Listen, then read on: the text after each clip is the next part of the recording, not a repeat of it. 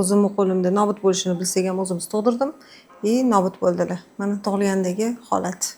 Ko'zlari bor, quloqlari yo'q. Tanglayida butunligi yo'q, buzilgan. Butunligi ham bu yerda biz o'zimiz o'ylaganimiz halqumda o'tkazuvchanlik yo'q. Ya'ni nafas ola olmasligini baholagandik. Hamma narsa qilib ko'rdik, haqiqatan ventilyatsiya bo'lmadi. Bola nobud bo'ldi. Onasi bilar edi, chunki aytgan edik-da, tushirish etilgan ayolga. Aytganmiz biz unga. Balki adashgandirsizlar degan narsa bo'ladi-ku. Balki adashgandir deb aytishgan. Birinchi menga kelgan, keyin hamma narsa tasdiqlangan, mana quloqlari. Mana. Tug'ildi, sразу o'ldi. Nafas olmagan bu. Biz zontga ham qo'ydik, apparatga ham uladik. Hamma narsa qildik, endi bo'lmasa ham bilsak ham baribir o'lishga qo'yib qo'ymaysiz-ku, birinchi yordamga harakat qildik-da. Qarang, 28 haftada aniqlandi, vaholanki vaqtliroq aniqlanishi kerak edi-da, Humoyun.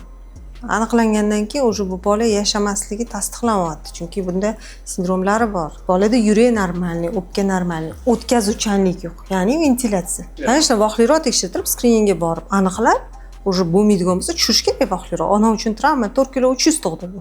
Undan keyin 3 yil homilador bo'lmadi. 3 yil lecheniya qildim uni. Gormonlar o'ynaverdi, endi baribir stressda ona uchun. Mana undan keyin normalniy uchun mana hozir Xudoga shukr, soppa-sog' homiladorlar. Yaqinda tug'adilar.